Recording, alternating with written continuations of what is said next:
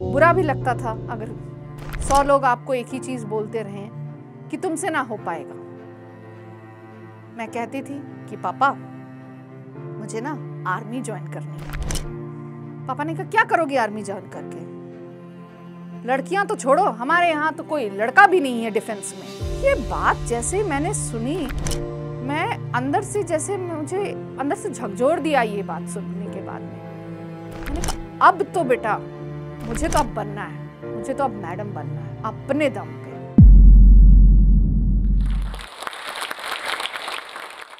जय हिंद। मैं commander Prabha Lal, Indian navy veteran, proud wife and mother of 2 children. आज मैं आपको अपनी कहानी शेयर करूंगी। ये जो कहानी है ये उस लड़की की है, ऑर्थोडॉक्स फैमिली से बिलोंग करती थी। उस फैमिली में जहां लड़कियों को उतनी आज़ादी नहीं थी, ये मत करो वो मत करो। ये कहानी उस लड़की की है जिसने अपने जिद से और हिम्मत से उन सबको गलत ठहराया, जिसने कहा था कि लड़की जात से नहीं हो पाएगा। तो चलिए शुरू करते हैं। जब मैं छोटी थी तो माहौल कुछ घर का ऐसा था कि लड़कियों के परवरिश में थोड़ी सी रेस्ट्रिक्शंस होती थी। लड़कियां ये नहीं कर सकती, लड़कियां ये नहीं कर सकती, अंधेरा हो गया है, जल्दी वापस आना है, अकेले कहीं नहीं जाना है, बस पढ़ना है। मेरे पापा ये सब बातें हमें बताते रहते थे, बट उनका ये था कि लड़कियों को पढ़ना चाहिए। पढ़ना क्यों चाहिए? मे बी उस ज़माने में ऐसा हो सकता है कि पढ़ना इसलिए चाहिए ताकि बाद में जब लड़कियां बड़ी हो तो उनकी शादी एक अच्छे रिस्पेक्टेबल फैमिली में हो जाए और जो दामाद मिले वो एक अच्छा अफसर हो, प्रोटेक्टेड एनवायरनमेंट में मेरी बच्चियां पली बढ़ी। तो हमेशा से उनका था लड़कियों की पढ़ाई। पढ़ाई तो ठीक है लेकिन उसके अलावा कुछ नहीं। मैंने कहा मुझे डांस करना सीखना है, मुझे डांस। पापा ने झट से मना कर दिया, नहीं, क्या करोगी, डांसर बनना है?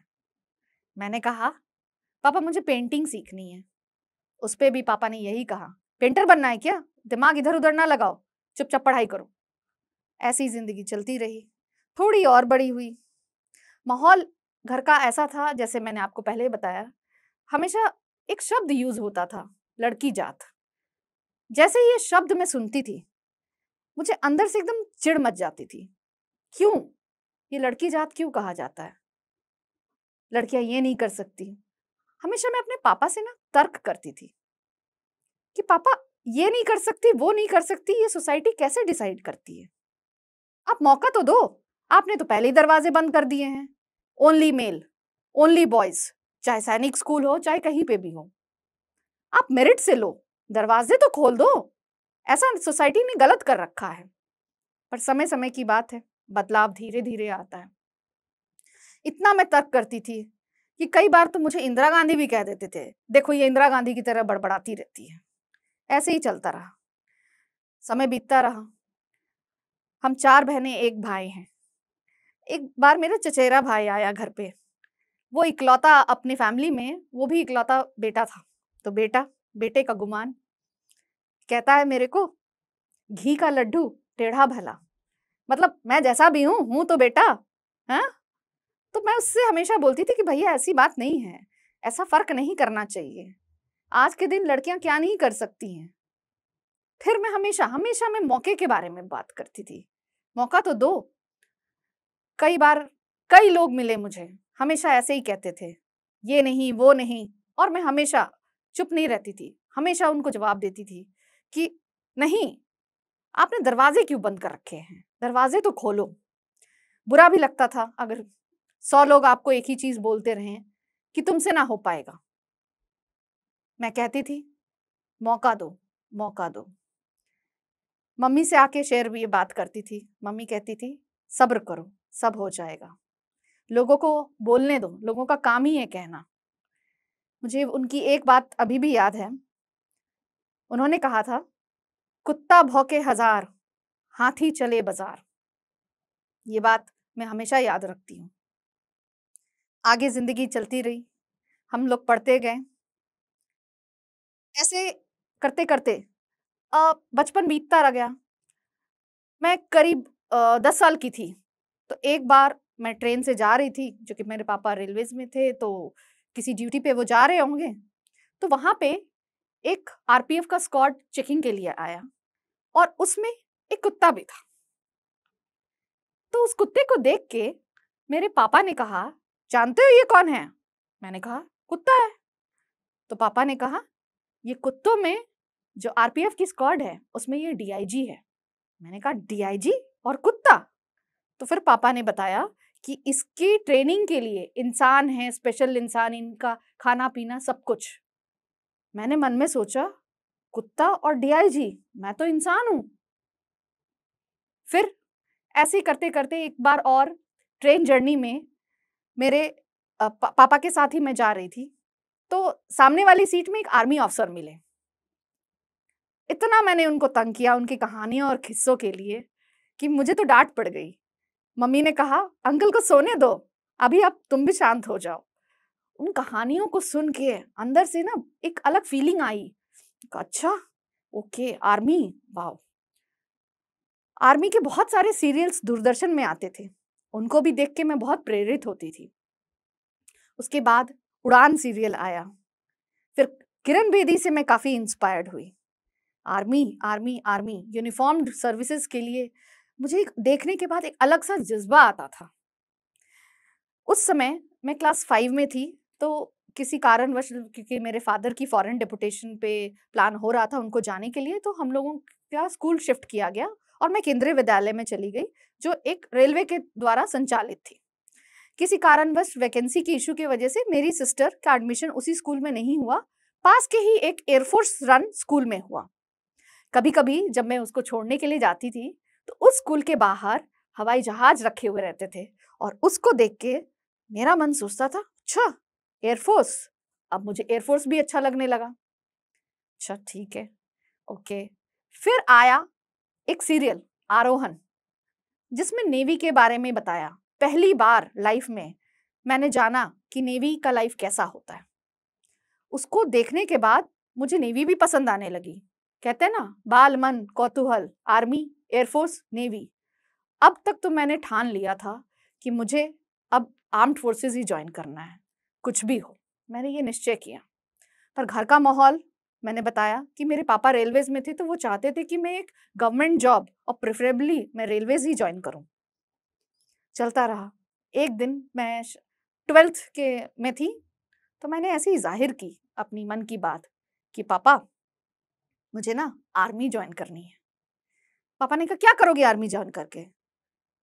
लड़कियां तो छोड़ो, हमारे यहाँ तो कोई लड़का भी नहीं है डिफेंस में। तो मैंने पापा को ये कहा कि पापा, तो फिर मैं पहली बनना चाहती हूँ, मैं पहली इंसान अपनी फैमिली से बनना चाहती हूँ जो आर्म्ड फोर्सेस ज्वाइन करो। पापा को बहुत गुस्सा आया।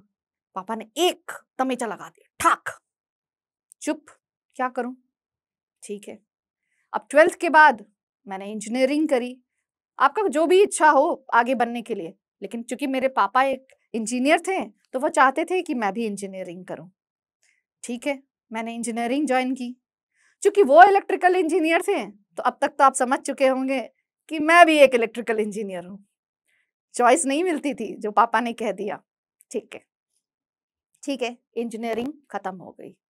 ठीक है, ऐसे कहानी चलती रही। उसके बाद मैंने कहीं एक एडवर्टीजमेंट देखा। आर्मी के बड़े बड़े बिलबोर्ड्स होते थे और उसमें लिखा रहता था, do you have it in you. उसको पढ़ के अब तो और जोश आता था। धीरे धीरे समय बीतता गया, इंजीनियरिंग खत्म करी। उसके बाद मैंने सोचा, अब क्या करूं, पापा को कैसे मनाया जाए। बहुत प्यार करते थे पापा, लेकिन उनको बस ये होता था कि एक सेफ एनवायरनमेंट में जाना है। क्योंकि हमारी फैमिली में कोई भी डिफेंस में नहीं था, तो उतना आइडिया नहीं है। तो मैंने फिर क्या किया, जितना भी नॉलेज, उस समय तो उतना इंटरनेट अवेलेबल नहीं था, स्मार्टफोन्स ये सब नहीं था, लेकिन जो भी न्यूज़पेपर से या लोगों से बातचीत करके, एम्प्लॉयमेंट न्यूज़पेपर, जहाँ से भी मैं जो भी जुगाड़ कर सकती थी इंफॉर्मेशन के लिए, मैंने वो सब कुछ ढूंढा। और मैंने अपने पापा को फिर कन्विंस किया कि पापा ये देखो, ये भी एक गवर्नमेंट जॉब है आप जैसे, और एनवायरनमेंट ऐसा कुछ नहीं है। 1992 से यहाँ लड़कियां हैं, अब तो 12-14 साल होने को आया। तो पापा ने फिर फाइनली बहुत मिन्नतें करने के बाद में पापा ने फाइनली सोचा, चलो ठीक है, इसको परमिशन दे देते हैं। ट्रेनिंग है, बहुत कठिन ट्रेनिंग है, क्या पता करेगी कि नहीं करेगी देखते हैं। हो सकता है उन्होंने सोचा होगा इससे तो नहीं हो पाएगा। एक बार जब मैं इंजीनियरिंग कर रही थी तो हमारे घर पे कुछ मेहमान आए, खाना वाना चल रहा था, तो पापा ने ऐसे बातों बातों में मेहमानों के सामने मुझे कहा, बेटा मैडम तो तुझे बनना है, either by virtue of yourself और by virtue of your husband. यानी शादी करने के बाद मैं तो तुम्हें किसी क्लास 1 अफसर से शादी करा दूंगा तो तुम मैडम तो बन जाओगी। अब तुम्हारी मर्जी है, तुम अपने बलबूते पे मैडम बनना चाहती हो या अपने हस्बैंड के बलबूते पे। ये बात जैसे ही मैंने सुनी, मैं अंदर से जैसे मुझे अंदर से झकझोर दिया ये बात सुनने के बाद में। मैंने कहा अब तो बेटा मुझे तो अब बनना है, मुझे तो अब मैडम बनना है अपने दम पे, अपने अब तो मैं करके ही रहूंगी। 2004 में मैंने एसएसबी का एग्जाम क्लियर किया और उसके बाद 9 अगस्त 2004 को हम पहुंच गए गोवा इंडियन नेवल एकेडमी। वहां हमारी ट्रेनिंग शुरू हुई। 4 महीने की ट्रेनिंग थी, दिन होता था रात होता था, बस ट्रेनिंग ट्रेनिंग। पेरेंट्स से उतनी बातचीत होती नहीं थी, पढ़ाई भी होता था, पीटी भी होती थी, परेड भी होता था, बहुत कुछ, दिन रात। ठीक है, काफी मुश्किल था लेकिन हमने उसको पार करा। लोगों को लगता होगा कि ट्रेनिंग क्या है, बस सिर्फ रगड़ा रगड़ा तो होता था, लेकिन ऐसा नहीं, पढ़ाई भी होती थी। सुबह या तो पीटी या परेड, उसके बाद वापस आके नहा धो करके हम रेडी होके फिर हम पढ़ने जाते थे। विश्वास नहीं होगा कि हम उस समय पढ़ाई भी करते थे। यस, हम उस समय पढ़ते भी थे। पढ़ने के बाद हमारी पूरी रूटीन सेट थी। पढ़ने के बाद में आओ, लंच ब्रेक, लंच करो, फिर वापस हम अपने स्क्वाड्रंस में जाते थे जहाँ अदर एक्टिविटीज होती थी, डिविजनल सिस्टम और भी चीजें सिखाई जाती थी, स्पोर्ट्स पीरियड सब होता था। उसके बाद वापस आने के बाद में हमारा स्टडी पीरियड भी होता था। हाँ, स्टडी पीरियड प्रॉपर, हमें बैठना है और 10 बजे कड़क सो जाना है क्योंकि नींद काफी जरूरी है ना। तो लोगों को ये मिथ होता है कई बार कि ट्रेनिंग में सिर्फ रगड़ा होता है। रगड़ा तो होता है क्योंकि जितना रगड़ा उतना तगड़ा, क्योंकि हमें ट्रेन किया जाता है आगे के लिए। ट्रेनिंग खत्म हुई। ट्रेनिंग के बाद हमारी एक सेरेमनी होती थी जिसको हम कहते हैं पासिंग आउट सेरेमनी। इसमें हम फाइनल जो सेरेमनी में जब हम निकलते हैं उसके बाद हमारी कमिश्निंग होती है जो राष्ट्रपति के द्वारा हमें दी जाती है। उस सेरेमनी के बाद जब मेरे पापा मम्मी हम मुझसे मिलने के लिए आए और सच में जब वो पहली बार उस समय हमसे मिले तो उन्होंने पता है क्या कहा कि बेटा आज मैं गर्व से फूला नहीं समा रहा हूँ क्योंकि पूरी फैमिली में तुमने वो कर दिखाया है जो आज तक किसी ने नहीं किया है। ये बात जब मैंने सुनी तो मेरे आंखों से आंसू भर आए। उसके बाद अफसर तो मैं बन गई लेकिन पिक्चर अभी बाकी है। नेवी का सफर, मुझे लगा अब तो मैं अफसर बन गई हूँ, लेकिन यहाँ पे भी थोड़ी चैलेंजेस आई। चैलेंजेस कैसी? चैलेंजेस 1992 में पहली बार जब लेडीज ने ज्वाइन करा आर्म्ड फोर्सेस, मैंने तो 2004 में ज्वाइन किया था, 14 साल हो चुके थे, लेकिन कहते हैं ना बदलाव आने में समय लगता है, धीरे धीरे। मुझे जिनके साथ काम करना था उनमें से ज्यादातर लड़कियां बहुत कम थी, लेडीज का परसेंटेज जो है आर्म्ड फोर्सेस में काफी कम। तो जिन लड़कों के साथ मैं काम कर रही थी, स्पेशली जो सेलर्स थे, उनके लिए तो मैं पहली महिला अधिकारी थी। इससे पहले तो उन्होंने कभी किसी लेडी के साथ काम ही नहीं किया। अब उनकी गलती भी नहीं क्योंकि उन्होंने अपने घर का माहौल देखा है, उनके गांव में उनके पापा अपनी मम्मी को कैसे ट्रीट करते हैं या उनकी बहनों के साथ में कैसा माहौल है, तो उन्होंने ये एक्सपेक्ट भी नहीं किया है कि आज उनको मेरे साथ काम करना है और मेरे कमांड को फॉलो करना है। तो उनकी अपब्रिंगिंग तो डिफरेंट है, इसलिए उनको मुश्किल हो रही है। चैलेंजेस थे। अब उनके दिमाग में ये आता है मुझे तो इस लेडी से कमांड लेना होगा। कमांड तो छोड़ो, कुछ के मन में तो डाउट होता था कि इस छोरी को क्या आता है, ये तो बस आ गई, मैडम जी आ गई हैं। पर तभी तो हम इधर आए हैं अपनी काबिलियत के दम पे। टेबल के उस पार और इस पार का अंतर, हमने एग्जाम क्लियर किया, हमने मेहनत करी है, तब हम यहाँ पहुंचे हैं। समय लगता है उनको धीरे धीरे समझने में, और धीरे धीरे काम करते समय उनको जिस तरह से हम डील करते हैं, उनसे काम करवाते हैं, उनका तरीका, और उनको समझ में आता है कि नहीं बस ये मैडम कुर्सी पे नहीं बैठी हैं, इनको काम आता है और काम करवाना भी आता है। लोगों के मन है, कितने मन है, अलग अलग विचारधारा, इस टाइप के बहुत सारे ओकेजन्स आए लाइफ में। चैलेंजेस बहुत थे, छोटे बड़े लाइफ में आते रहे जब मैं नेवी में थी, लेकिन उन सबको पार करके आगे बढ़ना ही कहते हैं जिंदगी है। करते करते एक ऐसा मौका आया जब ग्रुप ऑफ हम लेडीज ने परमानेंट कमीशन के लिए एक मुहिम जारी किया। हमने अपील करा कि women in the armed forces, उनको भी परमानेंट कमीशन दिया जाए, जो सिर्फ मेडिकल ब्रांच को छोड़ के और बाकी ब्रांचेस में नहीं थी। जब आप किसी रेवोल्यूशन में पार्ट लेते हो तो लोग आपको पूछेंगे ऐसा क्यों कर रहे हो। कुछ लोगों ने मुझसे पूछा, तुम ऑर्गेनाइजेशन के खिलाफ क्यों जाना चाहती हो? मैंने कहा, हम ऑर्गेनाइजेशन के खिलाफ नहीं जाना चाहते, हम ऑर्गेनाइजेशन में रहना चाहते हैं, मौका तो दो। उन्होंने कहा, क्या मिलेगा तुम्हें? मैंने कहा, कोई बात नहीं, मुझे मिले चाहे नहीं मिले, आपकी लड़की को मौका मिलेगा, मेरी लड़की को मौका मिलेगा, हमारी देश की लड़कियों को मौका मिलेगा। चुप, कुछ कहा नहीं उन्होंने। अंत में हमने वो केस जीता। आज सैनिक स्कूल, राष्ट्रीय इंडियन मिलिट्री अकादमी, वहां पे भी लड़कियों की भर्ती हो रही है। हमेशा से मैं यही कहती थी कि आप दरवाजे मत बंद करो, दरवाजे खोलो, मेरिट के हिसाब से लो, मौका तो दो। लड़का लड़की अपॉर्चुनिटी के लिए ही उनका क्या है, आप इक्वल अपॉर्चुनिटी देनी चाहिए। मैरी कॉम को आज मैं किसी एक मेल के साथ में खड़ा कर दूं, इनकी ट्रेनिंग हुई है, क्या वो उनसे जीत पाएंगे जो भी लड़का इधर खड़ा है? तो मेरा तर्क यही होता था, अपॉर्चुनिटी दो, ट्रेनिंग फैसिलिटी दो। 6 स्टैंडर्ड से जो भी लड़की लड़के के साथ में कंधे से कंधा मिला के ट्रेनिंग कर रही है, क्यों नहीं वो सब काम कर सकती है? सब करेंगी, मौका तो दो। यही कर रही थी। परमानेंट कमीशन का हमारा जो भी मुहिम था, हमें बहुत खुशी हुई कि लड़कियों के लिए इंडियन आर्म्ड फोर्सेस ने दरवाजे खोले और बहुत अच्छा लगा। तो दोस्तों, मैं आप लोग से 3 बातें शेयर करना चाहती हूँ। पहला, लाइफ एक ECG रिपोर्ट की तरह है। अगर आपने उसको ध्यान से देखा है तो वो ऊपर नीचे है। हमारी जिंदगी में भी उतार चढ़ाव हमेशा लगा रहता है। अगर वो लाइन फ्लैट है तो हम डेड हैं।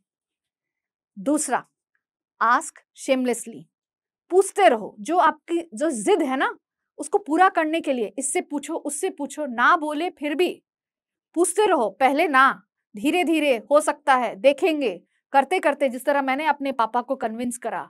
अगर आपके अंदर वो जिद है किसी चीज को करने की, किसी चीज को कर गुजरने की, तो पूछते रहो, पूछते रहो, आपको वो चीज जरूर मिलेगी। और तीसरा, जो मैं अपॉर्चुनिटी की बात करती हूँ, मौका। कई बार मौका हमारे सामने होते हैं एक बंद दरवाजे की तरह, पर वो बंद होता नहीं है, उसको बस खुला रहता है, हमें पुश करना है। तो रेडी रहो वो अपॉर्चुनिटी ग्रैब करने के लिए। मौका मिले चाहे नहीं मिले, कोशिश करते रहो। कोशिश करते समय आपको पता चलेगा कि वो मौका आपके लिए ही था, बस आपने उस दरवाजे को पुश नहीं किया। और मैं अंत में सभी लड़कियों से ये कहना चाहती हूँ कि अपने सपनों को पाने के लिए जिद्दी बनो, उसको पूरा करने के लिए जिद्दी बनो। मैं जोश टॉक्स और उनके ऑडियंस को तहे दिल से धन्यवाद कहना चाहती हूँ, जिन्होंने मुझे आज अपनी जर्नी शेयर करने का मौका दिया। जय हिंद।